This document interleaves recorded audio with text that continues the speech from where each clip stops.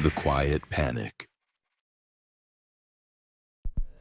You know that feeling when something's just slightly off, but you can't quite put your finger on what it is.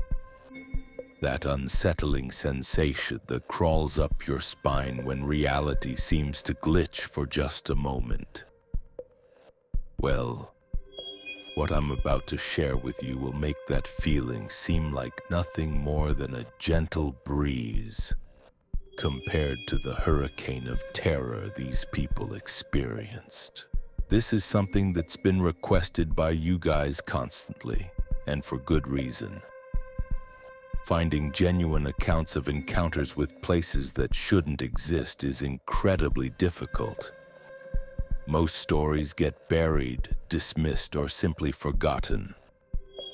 But after months of digging through forums, old newspaper archives, and reaching out to people who were brave enough to share their experiences, I finally found 3 stories that will make you question everything you think you know about the world around us. These aren't your typical ghost stories or urban legends. These are documented encounters with something far more disturbing. Places that exist in the spaces between what we understand as reality. And the most terrifying part, they're happening more frequently than you might think. Now, before we dive into these accounts, I need to warn you. What you're about to hear will stay with you long after this video ends.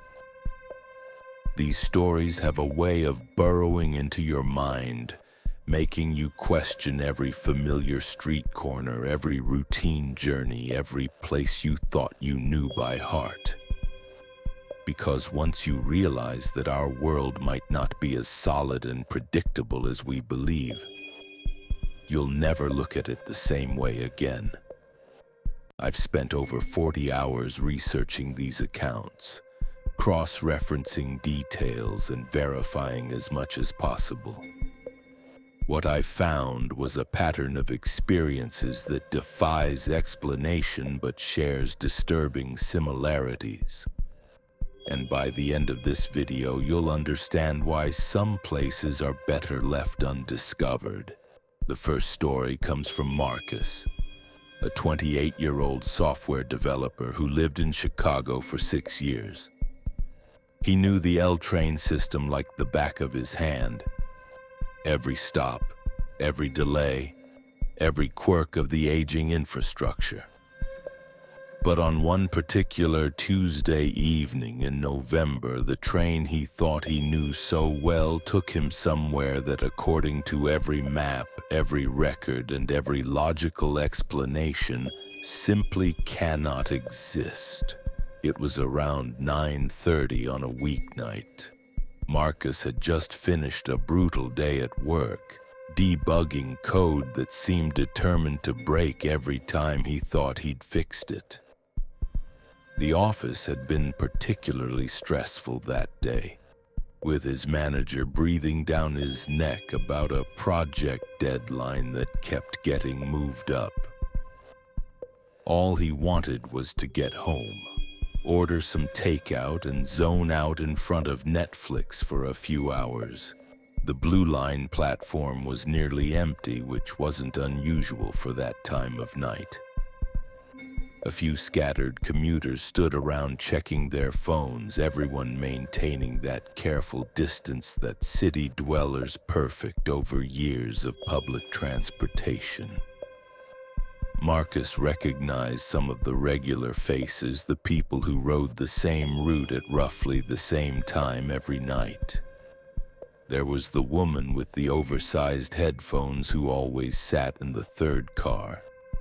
The elderly man who carried a chess set in a worn leather bag, and the college student who never looked up from her textbook. The train arrived exactly on schedule. Marcus boarded the second car, finding his usual spot near the window. He pulled out his phone to check emails, a habit he'd developed to make the 40-minute ride home pass more quickly. The familiar sounds of the train filled the car, The rhythmic clacking of wheels on tracks, the occasional screech of brakes, the muffled announcements from the conductor that were barely intelligible through the aging speaker system. Everything was completely normal until they passed the Addison stop. Marcus had made this journey hundreds of times. He knew that after Addison, the next stop would be Irving Park. But as the train began to slow down, he noticed something that made him glance up from his phone with confusion. The platform coming into view wasn't Irving Park. It wasn't any platform he recognized at all. The architecture was completely different. Where Irving Park had the standard CTA design with its familiar blue and white tiles, this platform was constructed from what appeared to be dark stone or concrete. The lighting was wrong too. Instead of the harsh fluorescent bulbs that illuminated every other station, this platform was lit by a series of old-fashioned lampposts that cast long, uneven shadows across the waiting area. Marcus rubbed his eyes, thinking maybe he was more tired than he realized. But when he looked again, the strange platform was still there. The train was pulling to a complete stop, and the doors were opening with their usual pneumatic hiss. What disturbed him most wasn't just the unfamiliar architecture. It was the people waiting on the platform. They stood perfectly still, arranged in neat rows like they were posing for a photograph. Men and women of various ages, all dressed in clothing that seemed slightly out of place. Not historically inaccurate, but somehow wrong in a way that Marcus couldn't articulate. Their clothes looked new, but styled like they were from decades past. None of them moved. None of them looked at the train. They simply stood there, facing forward, as if waiting for something that would never come. The conductor's voice crackled over the intercom, but instead of the usual garbled announcement, the words came through with crystal clarity. Forest Glen Station. Doors closing. But that made no sense. Forest Glen was nowhere near this part of the Blue Line route. Forest Glen was a completely different line altogether, and even then it didn't look anything like this mysterious platform. Marcus felt his heart rate increase. He looked around the car to see if any of the other passengers had noticed the anomaly, but everyone seemed to be going about their business as if nothing unusual was happening. The woman with headphones was nodding along to her music. The elderly man was studying his chess set. The college student was still buried in her textbook. A few passengers got off at this impossible station. Marcus watched in growing horror as they stepped onto the platform and immediately joined the rows of motionless figures. They didn't look around, didn't seem confused or curious about their surroundings. They simply found empty spaces in the formation and assumed the same rigid posture as everyone else. The doors began to close, but Marcus found himself standing up, his body moving almost without conscious thought. Something was pulling him toward that platform, not physically, but mentally. Like a whisper in the back of his mind suggesting that he should get off, that he belonged there with the others. He took a step toward the doors just as they sealed shut. The train lurched forward and the platform began to slide past the windows. Marcus pressed his face against the glass, trying to get one last look at the impossible station. But as they pulled away, something even more disturbing caught his attention. The motionless figures on the platform had all turned their heads in unison. Every single person was now looking directly at the train, directly at him. Their faces were completely expressionless, but their eyes seemed to track the movement of his car as it disappeared into the tunnel. Marcus slumped back into his seat, his hands shaking. He tried to rationalize what he'd just seen. Maybe he'd fallen asleep and dreamed the whole thing. Maybe stress was causing hallucinations. Maybe there was some logical explanation for what appeared to be a station that existed outside the normal geography of the city. But when the train reached the next stop, it was Irving Park, exactly as it should have been. The timing was perfect, as if they'd never stopped anywhere else. The other passengers filed off and on as usual, and Marcus checked his phone to find that the journey was taking exactly as long as it always did. He spent the rest of the ride home staring out the window, watching familiar landmarks pass by like they always had. But something fundamental had shifted. The city he thought he knew completely had revealed a crack in its facade. A glimpse of something that shouldn't exist nestled between the mundane and the ordinary. When Marcus finally made it to his apartment, he immediately went to his computer and pulled up every map of the Chicago transit system he could find. He studied route diagrams, historical records, construction documents, anything that might explain what he'd witnessed. There was no Forest Glen station on the Blue Line. There never had been. The closest station with that name was on a completely different line, miles away, and looked nothing like the dark stone platform he'd seen. He spent hours searching online forums, looking for anyone else who might have experienced something similar. Most of what he found were the usual urban legends and creepypastas, stories that were obviously fictional. But buried deep in an obscure transit enthusiast forum, he found a single post from 3 years earlier. A user named Chi-Town Commuter described boarding the Red Line and ending up at a station that didn't match any official records. The details were different, but the core experience was eerily similar. Motionless passengers, wrong architecture, a sense that reality had temporarily shifted off its axis. Marcus tried to message the user, but the account had been deleted. No other posts, no trace of who they might have been. It was as if they'd shared their story and then vanished entirely. The next few days were torture. Marcus found himself obsessively checking train schedules and route maps, trying to calculate the exact timing of when the impossible station had appeared. He rode the Blue Line at the same time every night, hoping and dreading that he might see the platform again. But every journey was perfectly normal, Addison to Irving Park, just like it had been for years.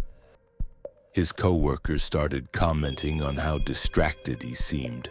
His girlfriend noticed that he was having trouble sleeping, often waking up in the middle of the night to pace around the apartment. He couldn't explain what was bothering him without sounding completely insane. 3 weeks after the initial incident, Marcus was working late again. The office was nearly empty, just him and a few other developers trying to meet an impossible deadline. When he finally decided to call it a night, it was well past 10 o'clock. The platform was even more deserted than usual, with only 2 other people waiting for the train. As the Blue Line approached, Marcus felt a familiar knot forming in his stomach. The train looked normal, sounded normal, but something in the air felt different. That same electric tension he'd felt 3 weeks earlier, like the moment before a thunderstorm breaks. He boarded the train and took his usual seat, but this time he kept his phone in his pocket. He wanted to be completely alert, completely aware of everything happening around him. The train pulled away from the platform and began its familiar journey through the city. When they passed Addison, Marcus held his breath. The tunnel ahead looked exactly as it always did, curving gently toward Irving Park. But then, without any warning, the darkness outside the windows began to change. Instead of the usual concrete walls of the subway tunnel, Marcus could see what appeared to be open space. Not outdoors exactly, but a vast emptiness that seemed to stretch infinitely in all directions. The train began to slow, and once again the impossible platform came into view. But this time it was different. The dark stone structure had grown, expanding into a complex of multiple platforms connected by bridges and staircases that seemed to defy architectural logic. The old-fashioned lampposts had multiplied, creating pools of amber light separated by deep shadows. And there were more people, dozens of motionless figures arranged in perfect formations across every visible platform. They wore clothing from different eras, different decades, as if this place existed outside of normal time. Some looked like they were from the 1950s, others from the 80s, still others from periods Marcus couldn't identify. The conductor's voice filled the car with that same unnatural clarity. Forest Glen Station, end of the line. All passengers must exit. Marcus felt his blood turn to ice. End of the line? That wasn't right. This wasn't even supposed to be a real station, let alone the end of anything. He looked around the car frantically, expecting the other passengers to show confusion or concern. But they were already standing, gathering their belongings, preparing to disembark as if this was exactly what they'd been expecting. The elderly man with the chess set walked past Marcus toward the doors. As he did, he turned and looked directly at him with eyes that seemed far older and more knowing than they should have been. "Some journeys," he said in a voice barely above a whisper, "don't end where they're supposed to." The doors opened, and every passenger in the car filed out onto the platform. Marcus watched through the window as they joined the endless rows of motionless figures. One by one, they found their places and assumed the same rigid posture, becoming part of whatever this place was. Marcus was alone in the car now, but the doors remained open. He could feel that same mental pull, stronger this time, urging him to step onto the platform. The whisper in his mind had become a chorus of voices, all suggesting that this was where he belonged, where he'd always belonged. He stood up, took a step toward the doors, then another. The platform was just a few feet away. All he had to do was step across that threshold, and whatever questions he had would be answered. Whatever this place was, whatever it wanted, he would finally understand. But as his foot hovered over the gap between the train and the platform, Marcus caught sight of his reflection in the window. His face looked different, older somehow, as if years had passed in the few minutes since the train had stopped. His eyes had the same distant, knowing expression he'd seen in the elderly man's face. The realization hit him like a physical blow. This wasn't just some mysterious station that existed between normal stops. It was a trap, a place that collected travelers, adding them to its endless collection of motionless figures. And once you stepped onto that platform, you became part of it forever. Marcus stumbled backward away from the doors. The chorus of voices in his mind became angry, insistent, demanding that he join them. But he fought against the compulsion, forcing himself to sit down and grip the armrests of his seat. The doors began to close, but they moved slowly as if the station was reluctant to let him go. Through the windows, Marcus could see all the motionless figures turning to look at him again. But this time, their expressions weren't blank. They looked disappointed, almost betrayed, as if he'd broken some unspoken agreement. As the train pulled away from the platform, Marcus heard something that made his skin crawl. The sound of hundreds of voices calling his name, pleading with him to come back, promising that next time he wouldn't have a choice. The train returned to the normal tunnel, and within minutes they were pulling into Irving Park.